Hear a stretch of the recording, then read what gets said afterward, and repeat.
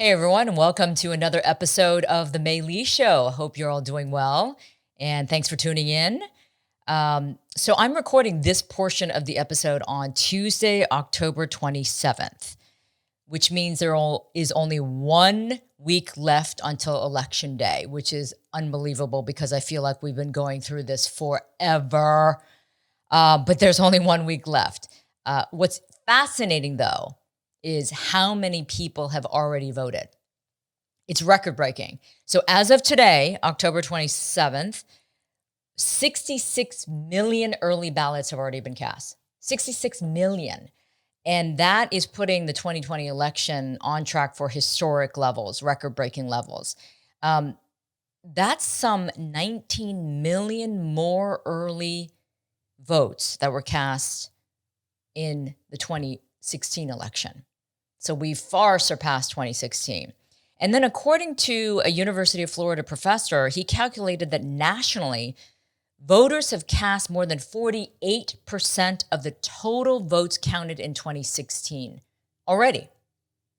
48% of the total votes from 2016 have already been cast. So imagine how many more ballots are going to be coming in. And then on election day, people who choose to actually go to the polls that day. So, on so many levels, this is historic, which tells us a lot, right? It tells us that people are, truly inspired and motivated for different reasons to cast their ballots. They're making a statement. They are exercising their right to vote. This is democracy. But there's clearly a very strong movement taking place across the country with voters who are really motivated to cast their vote in this election. Because, why? Because most of us know that this is the most consequential election in our lifetime, without a doubt. It has been a rough few years. And then, of course, 2020 hit us like a ton of bricks, right? We were all hit by a sledgehammer in every way. Political instability, economic instability, social unrest, and of course, a health pandemic that has affected every one of us directly or indirectly. So this election is representing so many aspects of our lives that I think even the most complacent voter who maybe didn't care in the past is being motivated to cast a ballot. So that, no matter which side of the political spectrum you're on, that is encouraging in terms of people realizing the importance of elections. Yeah, that gives me some hope, at least, the not taking things for granted in the democracy in which we live. So one of the reasons, of course, that people are anxious and wanting maybe a change or something to happen that is more positive, because COVID-19 is still not getting better. It's actually getting worse. The numbers are getting worse. And so as of today, October 27th, the numbers are at more than 8.8 million cases. Yesterday, Monday, October 26th, we hit a record of more than 74,000 cases of COVID reported in one day. And that is a 40% increase from 2 weeks ago. So we're totally going the wrong way. Deaths, more than 227,000 as of today. And that is expected to climb. And compared to 14 days ago, that's a 14% increase in the number of deaths. So, yeah, we're not past this. We're not rounding the corner, as some have suggested many times. Maybe we're rounding a corner towards a worse situation. That would be accurate, but we're not rounding the corner to a better place where this is going away. So this is the center of conversation. This is the center of worry and anxiety and attention for most people in this country. And therefore, that could be a very, very plausible reason why people are also heading to early voting and casting their ballots, because we're not getting out of this, and it's not being handled well. And uh, as long as it's not being handled well, we don't get over it, we're never going to get past this stage, and our economy is never going to recover, and schools are not going to reopen properly. Jobs are not going to come back. So yeah, people have had enough. We've all had enough. We don't want to sit at home in quarantine and still wonder what we're going to do. Look at all the other countries in Asia that have handled this well. South Korea, Taiwan, Vietnam. These countries immediately acted. They immediately followed the rules of mask wearing, social distancing, testing, contract tracing, and they never had to shut down their economy.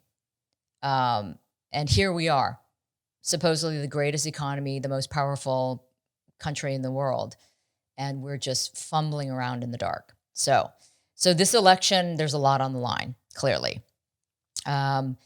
So that is the situation with COVID. And then, of course, we know that we have a new Supreme Court Justice, Amy Coney Barrett, who was confirmed by the Senate in lightning quick confirmation hearings.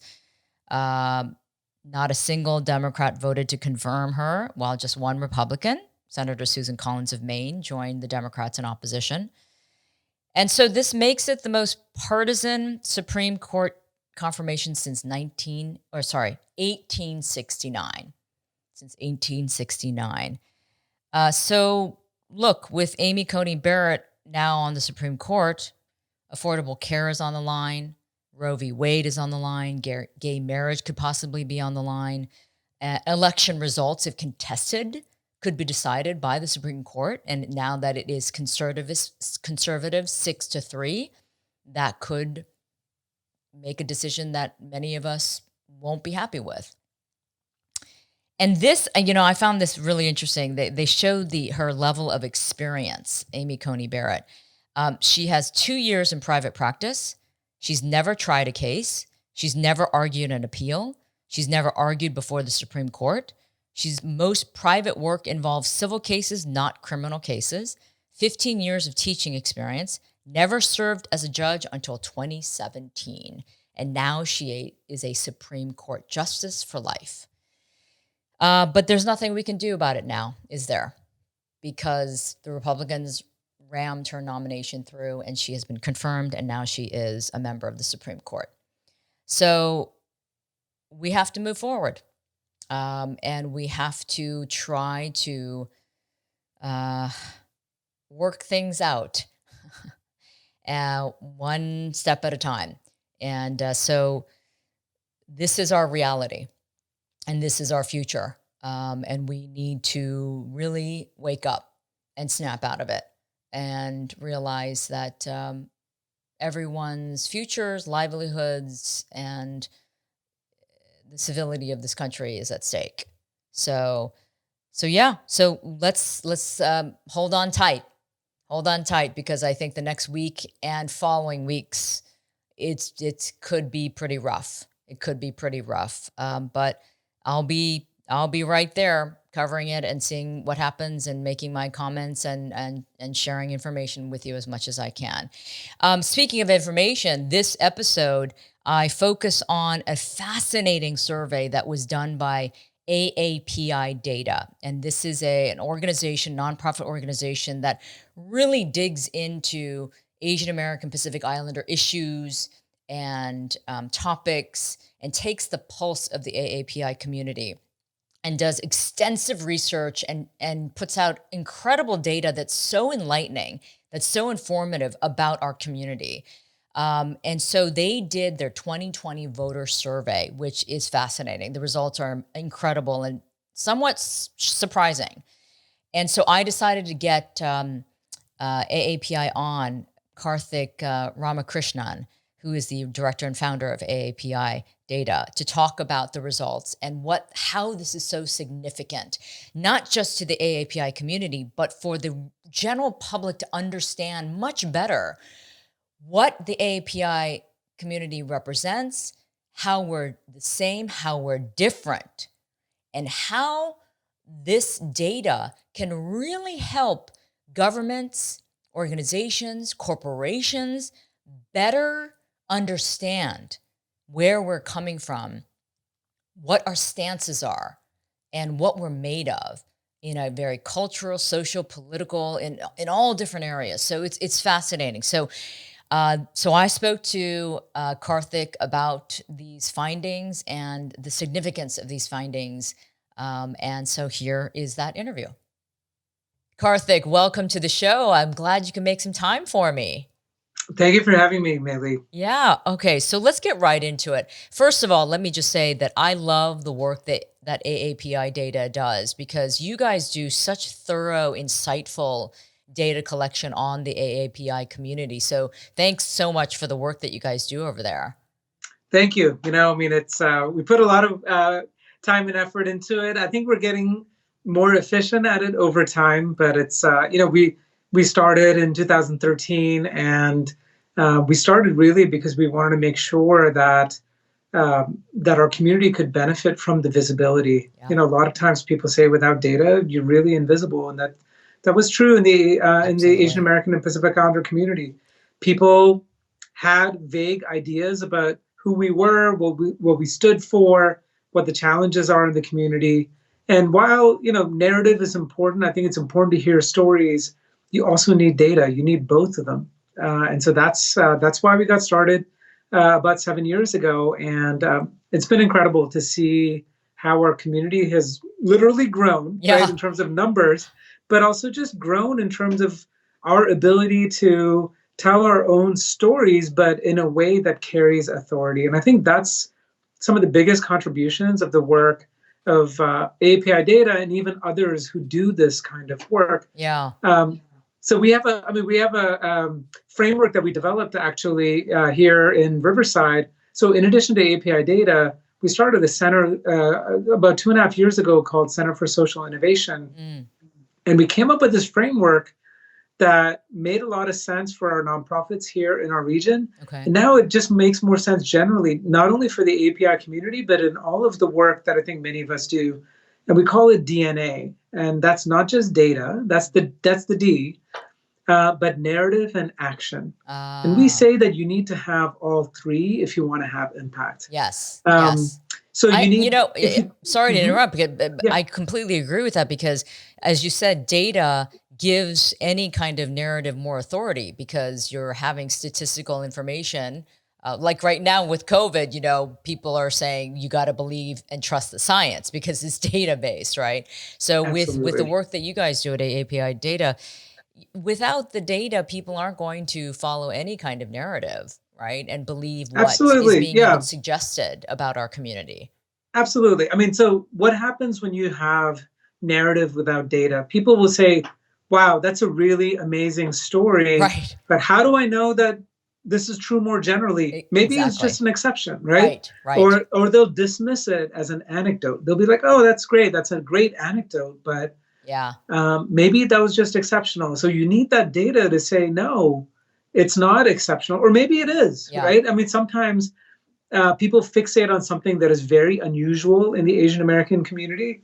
That's why, Karthik, as a journalist, I have relied on AAPI Data to take that information and then put that into a story so that does become a more understandable, tangible narratives that the average Yeah. person can understand. So it does have to work together for sure. And that is the beauty of AAPI Data. It does actually create a story because you break Mm, it down. For instance, I mean, the reason why I wanted to talk to you today was specifically about the voter survey that you recently mhm. put out, right? The 2020 AAPI Voter Survey. And it tells a story about the breakdown of our community, that we're not all the same, right? Right. We care about different issues. We have different political leanings, but it's a better way to see what the overall community, take the pulse of the overall community.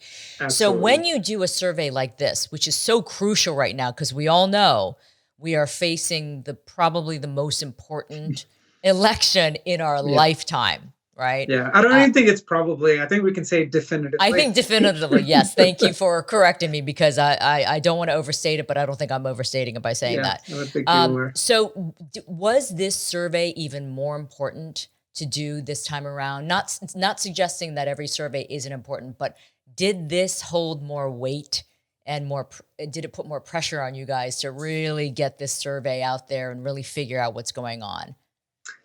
In many ways, yes. I mean, I think it was important to get out there because we have data from 2016 and 2018, Yeah, but so much has changed. I mean, especially with the pandemic, right. right? But also with Black Lives Matter and Yep. George Floyd's murder and kind of the cross racial movement, demanding racial justice. But these are all things that we see on TV, that we read the news. We don't know how much has our population moved, if at all, Yeah. or how much has it moved, if at all, towards President Trump. And that's one of the things I would say might be a little bit surprising. You might think most Asian Americans, they would be so repelled by what the president has said and done on so many things Hmm. that we would not expect any Asian Americans to have increased their support for President Trump. Right. But in fact, we found for two Asian American groups, for Vietnamese Americans and for Indian Americans, you did see an increase in support Right. towards President Trump. And I think that's important. It's important for us to then dig deeper to find out what is going on.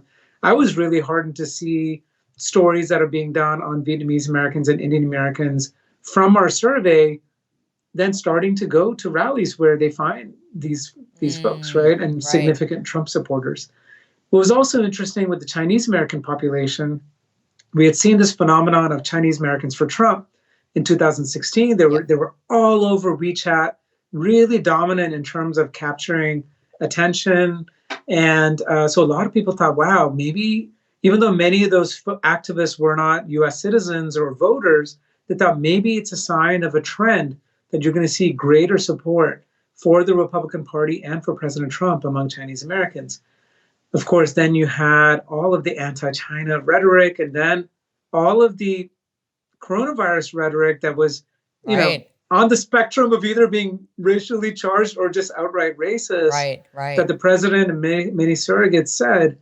So where do Chinese Americans stand given all of that? Yeah. And what we found was that Chinese Americans actually moved away from President Trump between 2016 and 2020. Right. Now, these are all things that might make sense, but it's good to have the data to actually show you. And some of those are surprising. Vietnamese Americans, even though traditionally they've been Republican, they voted for Barack Obama in 2008 and 2012, and they voted for Hillary Clinton in 2016.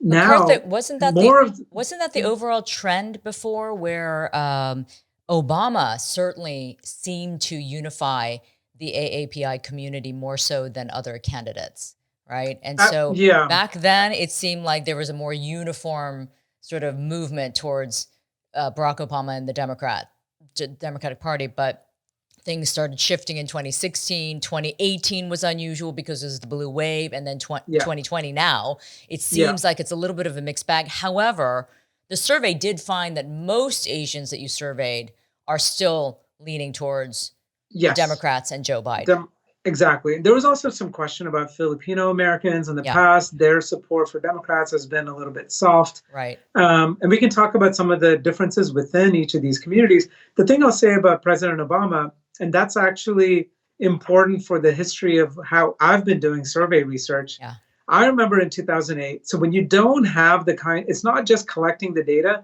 but asking all of the right questions. sure. So in 2008, I don't know if you remember, in the primaries, it was Senator Obama versus Senator Clinton, Yep. right? And there was no significant survey data on our communities. There was an exit poll that was done on Super Tuesday, Hmm. and you had California, New York, and a few other big states on Super Tuesday, and they had significant Asian populations. So they did an exit poll, which is not the same as a survey. They just asked a few questions. They didn't do it in Asian languages. It was only done in English and Spanish. And what they found was Asian Americans were the group that gave the highest level of support for Hillary Clinton. So Hillary Clinton had her biggest advantage over Barack Obama on Super Tuesday among Asian Americans. So Okay. you would have thought the news headlines would have been, why do Asian Americans love Hillary Clinton? And, and maybe talk about how the Clinton presidency had meant a lot for Asian Americans. That's what I would have expected from the news stories. Right. But instead, the headlines were, well, Obama doesn't get Asian American support because Asians don't like Black people. Yeah. And I'm not even joking. Like that, like Obama has an Asian problem is Right. what the kind of the tone was. And because they didn't have survey data, they speculated that it was racial attitudes that were driving it. Right. And they Right. reached back to LA, the uprising or the riots, however you want to characterize it. And they just And made that association. they made that Yeah. association. Yeah. Oh, Black Asian conflict. We know Right. this. Yes. Yes. That's Yes. what's explaining what's going on. And again, I might have my opinions about it, but those opinions don't matter. They just talk to these so-called experts who just weighed in. And it's like, no, you need better data on this. So Right. that year we were fundraising. We thought we'd be doing a post-election survey. We actually accelerated the timeline and did more fundraising to do a pre-election survey. And we asked them how they voted in the primary and how they intend to vote in the general. And we asked a question in terms of how close they feel towards different racial groups. And what we found was that racial attitudes played a very, very small role. It's not to say that they weren't important at all, but they were so minuscule. What mattered was how strong of a Democrat you were and where you stood on the issues about whether you'd vote for Clinton or Obama. But then after what we saw in the 2008 election and then in 2012, all of this, punditry was like totally wrong. Wrong. It was just Right? wrong. Asian Americans were extremely strong supporters of Barack Obama Right. in 2008 and 2012 in the general. So this is why we need to do this work, because if you don't, it's not just collecting any data. You have to collect data the right way and ask the right questions Yeah. to really be authentic in terms of how you represent our Well, community. Karthik, I mean, for one, you have to do it in language, right? Yeah. You can't just think, oh, we're just going to do this survey in English and just find English speakers. That's not going to work. So Yeah. you guys do it in the different languages to be, more fair and obviously more accurate about collecting and it makes the a proper difference. data. It makes a huge difference. If you do English only surveys, you'll get a population that is more democratic. Of course. They're more assimilated and They're more tend to be more progressive. native born Yeah. and tend to be more Democrat. Exactly. So Exactly. it is important to do. I mean, I'll just be a little self-critical here. We can't support all the languages whenever we do this because of cost, right? Right. So we try the best that we can. And among the 6 largest Asian American groups, for Chinese Americans, Korean Americans, and Vietnamese Americans, those are the groups for which you have to provide language support. Yeah. What we find is that about 40% of our survey respondents of these 6 largest groups prefer to take a survey in an Asian language. And so it's important to do that. Right. Another thing I'll say about exit polls, there have been some other exit polls that also some Asian American groups have done that only focus on kind of the big cities. And even that produces other biases because those also tend to be very democratic places. Right. You need to grab Asian Americans in the suburbs. It's really hard to do that with exit polls. That's why we do telephone and now mix of telephone and online surveys to make sure that you have a representative sample of the population, that you're not just getting the English speakers or you're not and the progressives and the Democrats. Like the central city, the people living in Chinatowns or Filipino towns, et cetera. Right. And also, as you note in the survey, and this is something that, I've talked about quite often, is that sometimes in the non sort of urban areas, regions, and states, that's where the Asian American vote has sometimes made a difference in elections by a razor thin margin. Right. Absolutely. So, I mean, we saw that in 2018. Right. Exactly. I was just going to say in 2018, we saw that quite a bit. And now they're saying in 2020, in some states, the Asian American vote could make the difference. Absolutely. I mean, let's start with the presidential, but it's also not just presidential, but many congressional races, right? So if you go with the presidential, where are Asian Americans big enough that they can make a difference? Well, first of all, we're talking about Texas this year. Yeah. Some people were talking about Texas last year too, but it was a mirage. Maybe it'll be a mirage this year too. One thing I'll say, I've been doing this research since 2000. And people have been talking about Texas turning purple for a long time. Yeah, So yeah, we will see. I'll believe it when I see it come election day, if Texas is actually going to turn blue. right. But if it does flip, Asian Americans will be an important part of that story, right? So you have hundreds of thousands of Asian American eligible voters and registered voters in Texas. Yeah, Another state is Florida. Florida's perennially close. It's like always a nail always, biter. always. Yeah, So Florida, that's another state where you have enough Asian Americans that they will make a difference, right? right, Either right. way. Yeah, And then you have other states like Pennsylvania, Michigan, North Carolina, and Georgia. These are all states where you have significant and growing Asian American voter populations, not just residents. yeah, So these are all places where, in the presidential race, they'll make a big difference. And then you look at congressional races. You have so many freshman incumbents yeah, in Congress, like in Orange County, in New Jersey, and then you have other places like Nevada.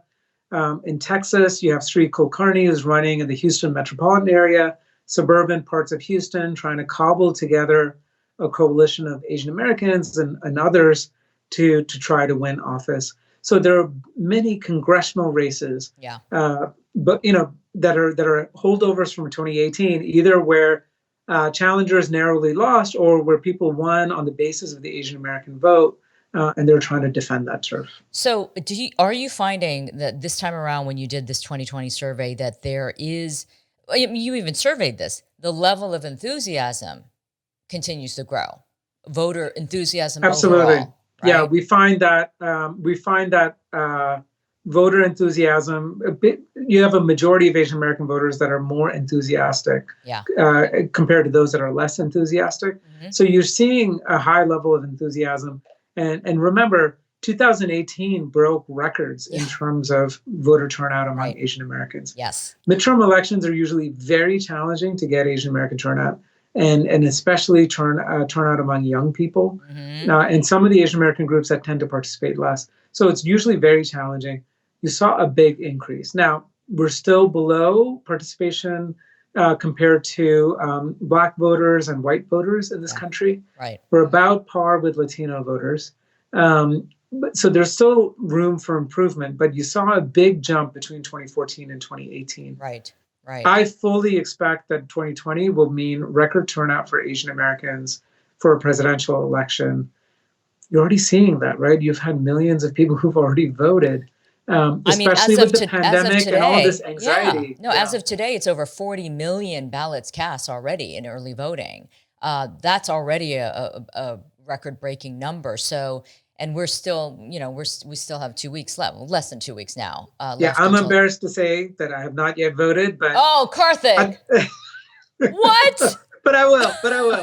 It's on my kitchen table. It's ready to be filled out. I know exactly how I'm going to be voting, but I have not Okay, voted yet. you got to do. Yeah. I got my ballot and I sat down for about 2 hours because I'm Mm. very thorough about doing the research, of course. And I want, because here's what the message that also everybody needs to adhere is that you need to not just vote for the president. You need to do the up and Oh, down yeah. ballot. I mean, that's Absolutely. crucial. That is Yep. crucial. It's not just about one vote. It's about several different issues and candidates on the ballot. Absolutely. Yeah. Right. I mean, there are many congressional races and then state and local races. Yeah. And then, in places like California and a few other states, you have this lovely phenomenon of ballot propositions Exactly. where, everyone gets to be a legislator. And it's Yeah. like, oh, fun. I have to study these issues and figure out what I'm doing. Yeah, The because thing I would say yeah. is this: for people who don't have those 2 hours, there are voter guides from sources that you can trust. Definitely. Read those. Don't just leave it blank, Yes. because some of these things are extremely consequential. Yes. And you could, but your vote will make a difference in many of these ballot propositions. Absolutely. Absolutely. And again, look, if you only vote during each presidential year, it's only every 4 years. You can Right. spare the time to kind of do the research just a little bit every 4 Right. years. All right, Karthik, Right. let's get back to the survey. In terms of the data that you guys collected for this, did anything surprise you or shock you the most? Because this is very thorough. You go through all different kinds of issues and interests, everything from healthcare to racism to, Hmm. education, all of these things that you surveyed, the folks on. So, was there something that stuck out to you that Yeah, told you I think about something? there's many of them, but one of them I'll flag, and in many ways it's I'll just give my kind of personal preference here. It actually makes me feel good about the Asian American community. Okay. One of the things we asked is how much discrimination do different groups face in society today? And we know that there's been all this attention to the increase in hate crimes. Yeah. And so we thought that maybe some of these groups think that there's a lot of discrimination against Asians, but not towards other people. Yeah. What we found was, there are, about a fifth say there's a lot of discrimination against Asian Americans, but a much higher proportion say there's a lot of discrimination against Black people Yep. in America. And that, and again, this is my personal belief. It's not just personal, I should say, it's a professional belief. When you look at the realities of racial discrimination in this country, of course it's horrible that people are getting, yelled at and sometimes threatened with violence. By the way, this existed for other Asian American groups before, like brown skinned Asians like myself, post 9/11. There was all sorts of horrible, horrible things, including murders, right? Right. Right. And some of that continued through this last decade.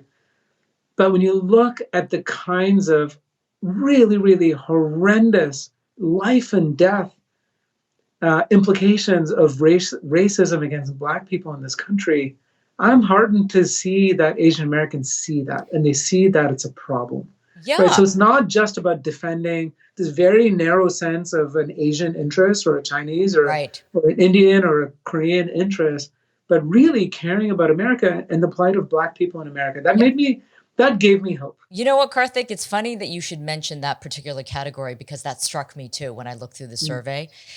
Because again, there is such division right now, more than ever in this country. It's just no thanks to some of the leadership who shall remain nameless right now. But so you think that maybe people are just holed up in their own little communities, just thinking about it Right. within their bubble.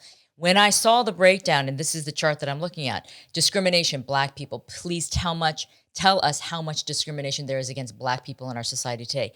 Korean said 67%. Yeah. Asian Indian said 59%. Japanese 51%, Filipino 50%, Asian 49%, Chinese 43%, Vietnamese 41%. So it's overwhelming Yeah. the empathy and Yeah. the level of understanding that this is a problem that the Black community faces was, like you said, it was heartening to see Yeah. that there is this deep understanding and this level of empathy for the Black community. And I think that's going to be important moving forward. Hopefully, we will heal as a nation, because there are people that are trying to divide, that are trying to pit different groups against each other, Yep. and it's caused a lot of stress and trauma, I think, in so many ways. But that gives me hope. It gives me hope that we can come together again, and that we can have each other's back. I mean, that's going to be so important Yeah. in the future. The other thing about the survey overall, it seems that although Asians often have been stereotyped into the category of all we care about is money and business and things like that, this survey actually shows that there's a little bit more of a progressive nature to what the Asian American community cares about. Absolutely. Things like discrimination, but also climate change and social justice and Gun control. gun Yeah, control. I mean, Yes. favoring bigger government over smaller government. This is the thing. I think it's really important for your listeners and viewers to know this is not a one-off, and it's not just our surveys. We've been finding this consistently since 2008. Yeah. And that might blow people's minds because they might say, "Well, I know so many Asian people, and they're like pro-business or Yeah. conservative. Are you sure your data is right?" Well, we've seen survey after survey finding this consistent pattern. And so people might ask why. One of the things I'll say in 2012, for example, when President Obama was running for reelection, he was proposing raising income taxes for those earning more than $250,000. Yeah. right? Hmm. To reduce the deficit. Oh, when we worried about the deficit, it Yeah. just seems so quaint, Oh God. right? Back in the day. Yeah. But that was the proposal. So we asked a question whether people supported that policy. So not only did we find that Asian Americans, an overwhelming majority supported that policy, a majority of those earning $250,000 or more supported that policy, Wow. right? And so people might say, that doesn't make any sense. Right. That's against their self-interest. Well, you know what? We need to rethink what self-interest means. It doesn't mean selfish interest. Yeah. It means you maybe care about the society that you live in. And that's what generally you see among Asian Americans is, on average, of course, there are exceptions, but there is this concern about this larger whole. And I think that's important because one of the stereotypes many people have is they think Asians are insular and Mm. that they only care about themselves. Right. That's Right. I think we need to be very honest about that. Yep. When you see how a lot of mainstream and white society sees Asian Americans as Absolutely. insular and only caring about Asian issues. Yep. And the data don't support that. We see a lot of pro-social orientation and a fair amount of progressive opinion. We've Yeah. known for many years now, pro-environmentalist attitudes. Asian Americans are more likely to call themselves environmentalists than the American average. And yet, when you think about who do you think of when you think of an environmentalist? Are you thinking of a Chinese American? Definitely. You're thinking about the hippy dippy white girl and guy, in That's right. California. Yeah. Yeah. Yeah. We Exactly. need to really, and there are enormous consequences to this. Yeah. So when foundations give money for environmental causes, they're not giving by and large to AAPI organizations. So and this is same is true for Latinos too. They're very strong on environmentalism. Yeah. But unfortunately, the stereotypes of who's an environmentalist, who is a gun control voter, Yeah. these include our communities. And it's just really important for people to have a more complex understanding about who we are and what we care about. And again, Yes, yeah. Yeah, again, Karthik, it's all about shifting that narrative then. Taking this data, this solid information that you have collected meticulously, but then it's got to get out to the media and to, others within other communities to be able to change that storyline, to be able to break those stereotypes. And is that challenge on us then, Karthik? I mean, what do you think? Is it on us? Is it on the media? Is it on? It's on everyone. But really, practical, methodology. Yeah, practical things. I would say one of the things we do, you'll see for many of the times when we put out surveys and other things, we create a ton of infographics. And it's funny, sometimes people are like, do we have permission to use it? It's like, of course, it is there for you to use. Yeah. Please use it. Good. And use it for your advocacy. Yes. And that's the thing I would say is we do all of this work, but really our impact, can only scale up when we have other people take it and run with it and push it, Karthik, I know that there's so much more to talk about, but you're tight on time. One thing I do want to also mention is that I also looked at your the AAPI Data COVID-19 death report, which really is stunning. And people out there, if you have time to go to AAPI Data, you should take a look at this survey as well, because it's not mentioned enough in the media when they talk about the ethnic breakdown of COVID-related deaths. Usually the Black community is mentioned, the Latino community, but not so much the Asians. But Asian communities have been hit really hard. Yeah, let me COVID. explain a little bit about that data. Yeah, if you could. Yeah, and by the way, we have a bunch of infographics there, so please grab them and push them. It's great. It's great. I love it. Yeah. And so that data, and I'll credit the Marshall Project that did that analysis. And what they did is they took the CDC data, this is the Center for Disease Control. A lot of times what we're seeing is cause of death data on COVID, but it's really hard to determine cause of death. There's a lot of errors in that. Yeah. Yes. Another way, and these are public health researchers throughout the world see this as a legitimate way of doing it, is they look at excess death. You look at the 5-year average for deaths in that given week of the year, and then you compare it to the death rate for that week in that state for that group in 2020. And if you see an excess death, unless for some reason there was like a massive earthquake, or hurricane that killed thousands of people, chances are that it's somehow either directly or indirectly related to COVID. Right. Because sometimes people are delaying the seeking of care, right? And because of COVID, and then they die. Right. So it's not necessarily just the infection, but it could be that. There's all sorts of problems in figuring out whether COVID was the direct factor or a contributing factor. Which more of the surveys lately, they're Mm-hmm. saying that the number of deaths could actually be higher because Oh, of exactly that reason. absolutely. We're Yeah. well over 200,000. Yeah. That 200, I think it's like 230,000 or something. 230,000. Yeah.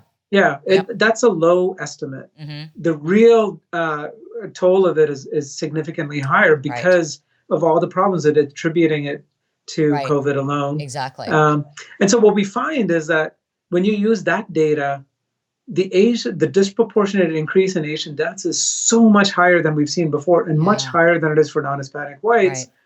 And I mean, there are major implications. You have government agencies and private philanthropy and others who don't pay enough attention to the Asian American community because they're like, oh, they're not disproportionately affected. Well, the data you choose can tell a very different story. At the very least, you need to do more digging and better understand the community. Right. A Right. couple of reasons why I think for Asian Americans, you're seeing this disproportionately high death rate.